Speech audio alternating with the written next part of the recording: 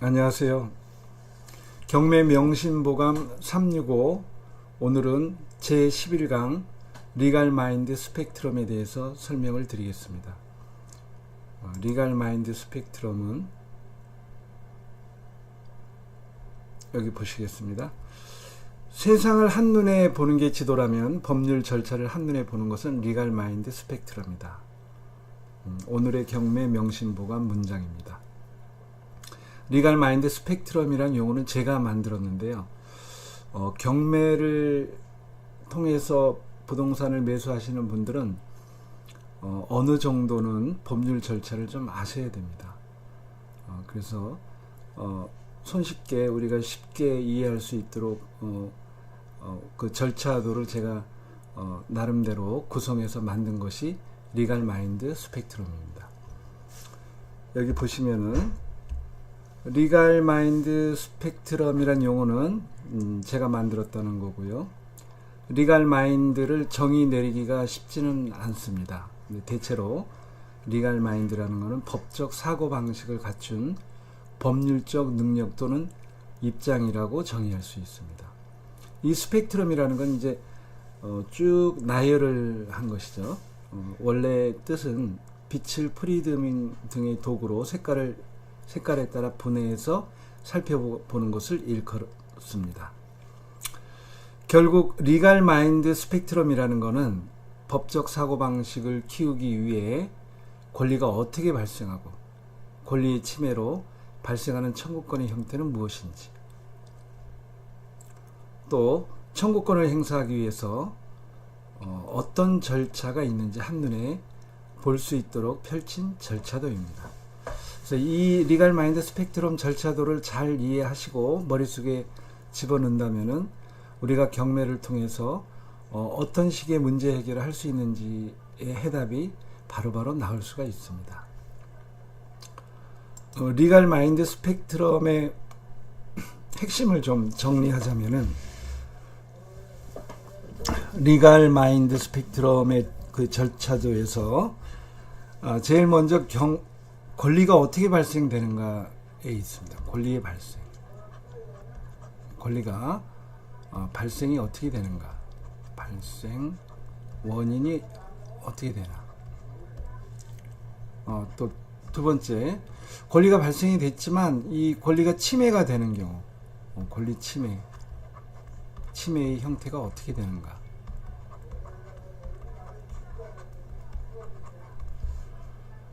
권리가 침해가 형태가 되면은 어떤 청구권이 발생이 되는가. 이 청구권 발생이 굉장히 중요합니다. 마치 의사가 이 환자를 진단할 때 폐렴인지 감기인지 폐암인지 이런 것을 가려내는 것이 바로 청구권입니다. 이 청구권만 제대로 가려낸다면은 결국은 권리구제를 잘 할 수가 있는 겁니다.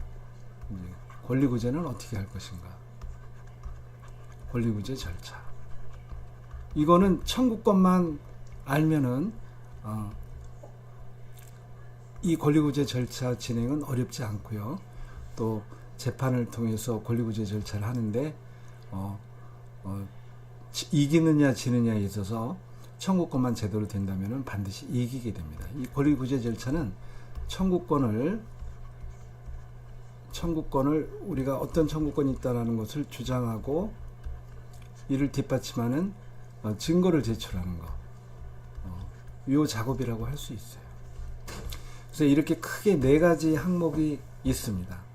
그리고 여기서 말하는 권리는 다양하게 분류할 수 있는데, 우리는 경매에 집중을 하다 보면은 재산권이라고 할 수 있습니다. 재산권. 경매 관련해서는 재산권이죠. 이 재산권은 채권하고 물권하고 이렇게 분류할 수가 있죠. 채권 물권의 분류 또 구별 이것은 전에 명시보감에서 말씀드린 바 있습니다. 이렇게 4가지 항목이 이제 주요 항목인데, 간단히 여기서 설명을 드리자면 권리의 발생은 2가지로 발생이 됩니다. 당사자의 어떤 계약이라든지 당사자 계약에 의해서 재산권이 발생하고 재산권은 채권, 물권이죠. 또는 법률 규정에 의해서 발생이 됩니다. 우리가 경매를 통해서 소유권을 취득하는 것은 이 법률 규정에 의한 것이거든요. 법률 규정에 의해서 소유권이라는 권리가 발생이 되는 거죠. 그리고 권리 침해 형태는 채권이냐 물권이냐에 따라 다른데, 채권 같은 경우에 침해는, 채권은 부단히 이행을 요구하는 거거든요. 그래서 불이행인 경우, 상대방이 불이행을 하면은 권리가 침해되는 거예요. 그리고 물권은 이미 이행이 된 상태에서 누가 방해를 하는 거, 그래서 방해하는 경우에 권리가 침해가 된다. 자, 이 청구권은 채권에 기한 침해는 채권적 청구권이라고 하고, 채권에 기한 청구권, 또 물권적 청구권, 이렇게 나눌 수가 있어요.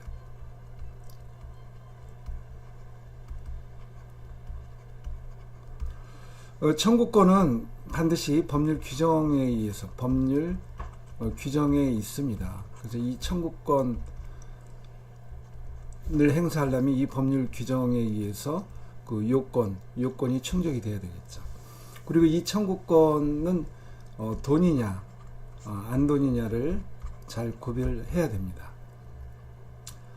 권리 구제 절차로는 1단계로는 보전 절차가 있고, 보전 처분이라고 하죠. 2단계는 본안, 소송, 때로는 신청도 할 수 있습니다. 법률 규정에 신청에 의해서 한다면 신청도 할 수 있어요.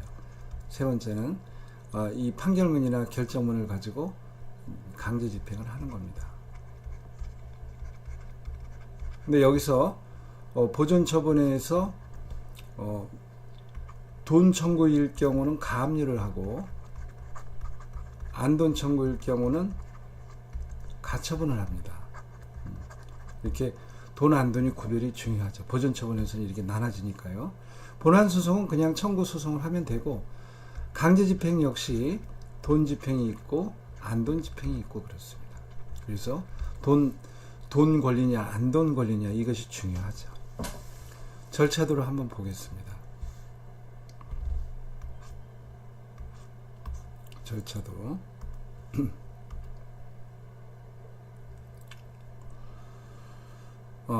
조금 전에 제가 설명드린 그 내용을 이렇게 쭉 스펙트럼처럼 나열을 해가지고 이런 표를 만들었는데요. 여기서 보시겠습니다. 권리가 어떻게 발생되느냐. 아까 계약이나 법률 규정에 의해서 발생이 된다 그랬죠. 그래서 예를 들어서 뭐 매매 계약을 했다 그러면은 이 법률 행위, 이 계약에 의해서 소유권 이전 등기 청구권이라는 약정 채권이 발생이 되는 겁니다. 이 약정이라는 것은 계약에 의해서 발생되는 것을 약정이라고 그러고, 법률 규정에 의해서 발생되는 걸 법정이라고 얘기하거든요. 그러니까 부동산 중개 사무실에서 매도인과 매수인이 뭐 소유권 이전하는 매매 계약을 체결했다 그러면은 여기서는 약정 채권으로서 소유권 이전 등기 청구권이 발생하는 겁니다. 소유권은 물권이지만 소유청은 약정 채권입니다. 근데 만약에 잔금날 안 왔다 그러면은 이 채권이 불이행이 되는 거죠. 매수인 입장에서는 매도인이 잔금날 안 오면은 소유권이 이전받을 수가 없죠. 그래서 채권 침해가 되는 겁니다. 이렇게. 그러면은 이거에 기해서 강제이행 청구권이 발생이 되겠죠. 강제이행 청구. 강제로 소유권을 이전받는다는 거죠. 그럼 여기서 돈 안 돈을 따질 때 이것은 돈입니까 안 돈입니까? 소유권을 강제이행한다. 소유권 이전 등기 청구권은 안 돈입니다. 안 돈. 안 돈이니까 권리구제 절차에서 가처분으로 하는 거고, 이때 가처분은 처분금지 가처분입니다. 처분금지 가처분. 그리고 소송은 소유권 이전 등기 청구 소송을 하게 되죠. 그래서 판결문 받으면은 이건 돈 집행이고 이건 안 돈 집행인데 계속 이제 안돈으로 가는 거죠. 이 청구권이 안돈이니까 가처분으로 가고 이행소송으로 가고 비금전 집행으로서 판결문을 갖고 확정 판결문을 갖고 등기소에 가서 단독 신청을 하면 됩니다. 그러니까 어떤 법률 문제가 발생이 됐을 때 그 법률 문제를 구제하기 위해서는 권리의 발생이 뭔지 파악을 하고 그 권리가 뭔지 파악을 하고 그 권리가 어떻게 침해가 됐는지 그래서 청구권이 어떻게 발생이 됐는지 파악하고 권리 구제 절차를 밟으면 되는 겁니다. 이것이 하나의 법률 문제 해결 방법이겠죠. 근데 예를 들어서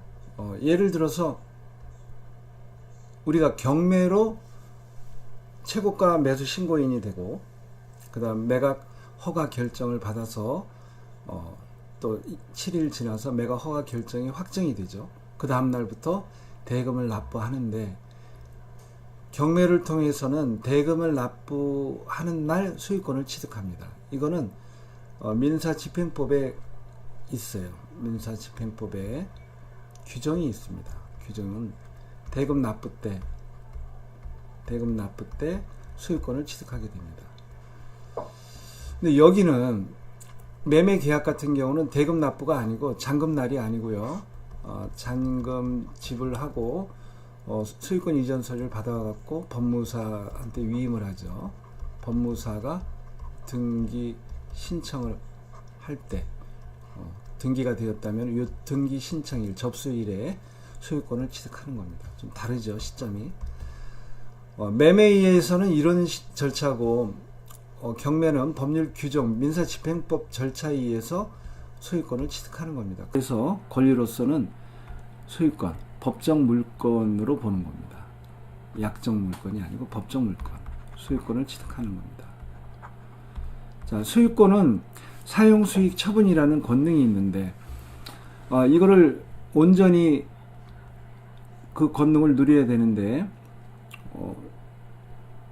이제 보통 아파트 같은 걸 경매를 받는다 그러면은 임차인이 있거나 소유자가 있지 않겠습니까?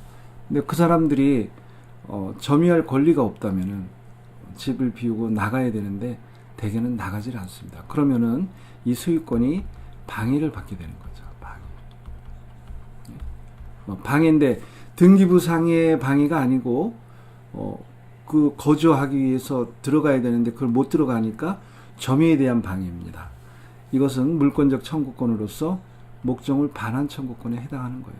그러니까 내 요소유권에 기해서 너는 점유할 권한이 없기 때문에 그 아파트를 비우고 나가라. 이것이 목적물 반환 청구권입니다. 요거에 대한 근거 규정은 213조 민법 213조에 있습니다. 소유권 침해로 인한 물권적 청구권의 내용이에요. 그 중에 대표적인 게 목적물 반환 청구권입니다. 자, 목적물 반환 청구권은 돈입니까? 안돈입니까? 안돈이죠, 안돈. 안돈이니까 여기서 가처분을 하고, 가처분을 하는데 처분 금지가 아니고, 이 가처분은 두 가지 종류가 있어요. 아까 같이 처분 금지 가처분이 있지만 이 경우에는 점유 이전 금지 가처분을 하는 겁니다.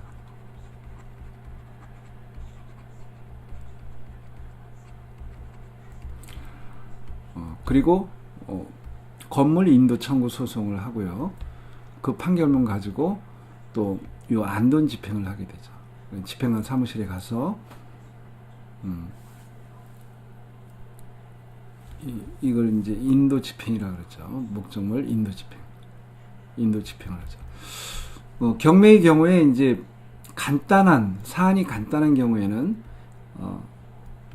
요 본안 소송에서 소송을 하지 않고 인도 명령 신청도 할 수 있습니다. 요거는 아주 예외적으로 요 규정이 있어서 아파트 같은 거를 인도 청구할 때 인도 명령 신청이라는 제도가 있어요. 아주 간단하게 하는 거죠. 인도 명령 신청을 할 수 있습니다.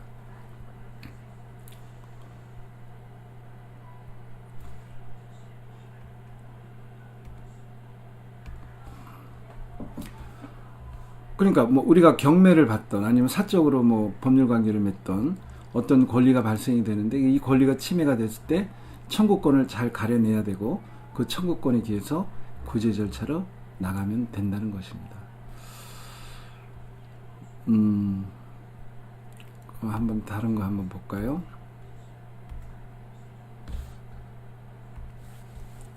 그래서 계약의 경우 제가 말씀을 드렸고 이제 경매의 경우도 하나 예를 들었는데 계약의 경우하고 경매의 경우를 한 가지를 더 예를 한번 들어보겠습니다. 한 가지 더 예를 들어볼게요. 계약의 경우에 자, 이런 사례를 제가 한번 들어보겠습니다. A가 있고 B가 있는데 B한테 1억을 꽂았고 1년 후에 반환받기로 했습니다. 이거는 권리 발생 원인에서 서로 계약을 한 거죠. 요 계약을 한 겁니다. 이 계약은 전형계약, 민법상 전형계약 15가지가 있는데 그 중에서 소비대차 계약에 해당합니다. 소비대차 계약. 그래서 이때 꽂주는 사람을 대주라 그러고 요걸 찾으라 그럽니다. 자, 그래서 그러면 이제 법정이에요, 약정이에요? 계약이니까 약정이 되죠. 약정. 근데 물건이에요, 채권이에요? 이거는 채권입니다. 채권과 물건 구별은 전에도 말씀을 드렸는데 물건은 8가지가 있어요. 그 8가지 제외한 권리, 재산권을 채권이라고 생각하시면 됩니다. 그리고 이 채권은 항상 그 이행의 문제가 따르고 물건은 이행의 문제가 없습니다. 그러니까 돈을 빌려주면서 대여금이라는 채권이 발생이 되는데 대여금 어떻습니까? 이거는 상대방이 갚아야지 만족을 받겠죠. 이 대여금 채권이 발생이 됩니다. 근데 1년 후에 1년 전에는 달라고 할 수는 없죠. 1년 후에 주기로 약속을 했으니까 1년 후에 연락도 안 되고 돈도 못 준다고 이제 하는 겁니다. 그러면은 채무 불이행으로서 침해가 된 거죠. 그러면은 이렇게 강제이행 청구권이 발생이 되는 겁니다. 돈을 이제 강제로 현금화 시키든지 해갖고 돈을 뺏어야 되는데 대여금 청구 소송을 이제 하는데 그 전에 그 B의 아파트가 있다면 이 아파트를 이렇게 좀 묶어놔야 돼요. 왜냐하면 이 B가 재산이 없다면은 아무리 판결문을 받는다 하더라도 집행을 못하기 때문에 그 사람은 구속도 시킬 수가 없습니다. 사기죄가 아니라면 돈이 없는 사람한테는 어떻게 할 수가 없어요. 근데 유일한 아파트가 있다 그러면은 소송하기 전에 요거를 가압류를 하면 됩니다. 왜? 가압류는 돈에 대한 거죠. 여기 대여금 청구는 뭡니까? 돈에 대한 청구권이죠. 그러니까 가압류를 하게 됩니다. 그리고 대여금 청구 소송, 청구권의 권자를 빼고 소송자를 붙이면 돼요. 대여금 청구 소송을 하면 됩니다. 그리고 이제 판결문 받아갖고 집행을 해야 되는데 집행은 돈 집행을 해야 되겠죠.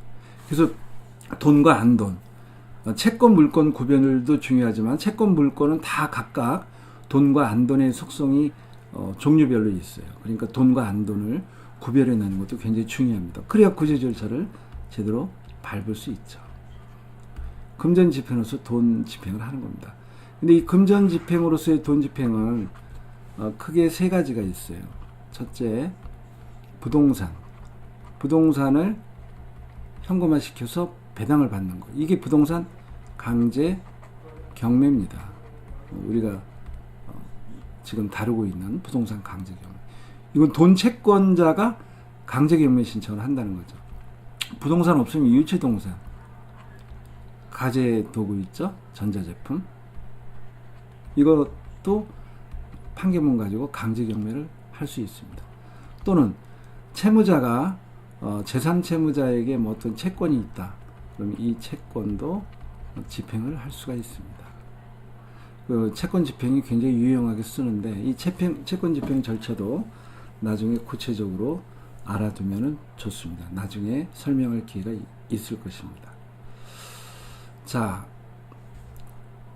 계약에 의해서 이렇게 채권이 발생했을 때 이런 경우가 있고, 또 하나는 우리가 경매에 들어갔을 때 소위 2번 물건이 있습니다. 2번.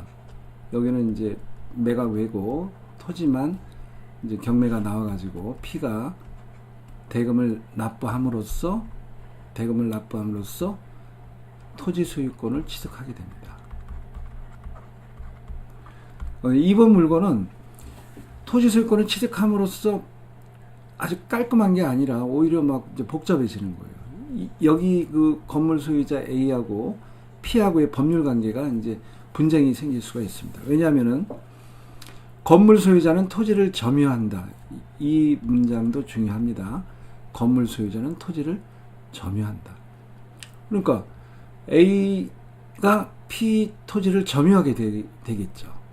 그때 뭐 임대차라든지 전세권이라든지 지상권 이런 계약도 없이 점유하게 되는 거 아닙니까?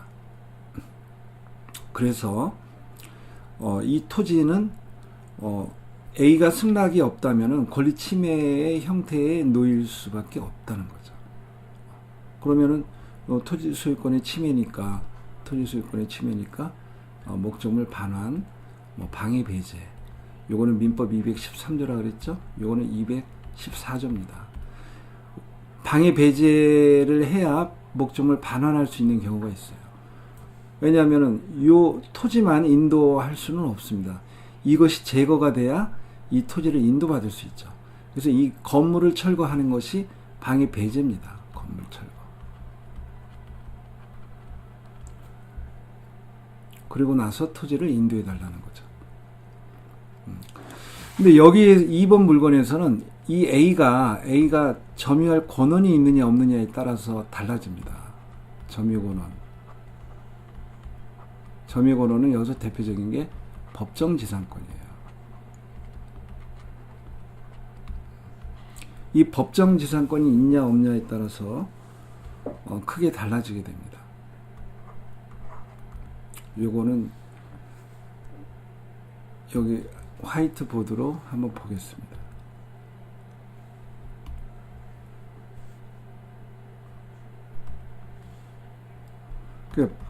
법치권이 A한테 법치권이 있다 그러면은 366조 민법 366조를 적용해서 P는 어떤 청구권이 발생하냐면은 지료 청구권이 발생이 됩니다. 지료 청구권이라는 법정 채권이에요. 이 366조에 의해서 발생하는 청구권입니다. 근데 만약에 법치권이 없다면은 여기 적용이 안 되겠죠. 어디에 적용이 되냐면은 이거는 아까 민법 이제 법치권이 없다면은 토지를 방해하는 거기 때문에 213조 토지 인도 청구, 건물 철거 청구, 또 건물 퇴거 청구, 그 다음에 741조 부당이득을 취하는 거기 때문에 부당이득 반환 청구. 요 세 개의 보따리가 P한테 청구권을 갖게 되는 겁니다. 그랬을 때 요거는 물권적 청구권이고 요거는 채권적 청구권. 요 지료 청구권은 채권적 청구권. 이렇게 되는 겁니다. 그래서 여기서는 이제 법치권을 따져서 법치권이 있냐 없냐를 따져서 그렇게 들어가는 거죠. 이랬을 때 지료 관련 청구는 다 돈이니까 가압류를 하게 되고요. 가압류를 하게 되고 소송을 하고 금전집행으로 가는 겁니다. 그리고 나머지는 안 돈이니까 가처분을 하고 또 소송을 하고 비금전 집행으로 가는 겁니다. 그러니까 한 가지 사례에서 여러 가지 청구권이 많이 나올 수가 있는 거죠. 그래서 오늘은 간단하게 리갈 마인드 스펙트럼을 보는 법, 또 그 절차도 이거 관련해서 설명을 드렸습니다. 오늘은 이상 마치겠습니다. 수고하셨습니다.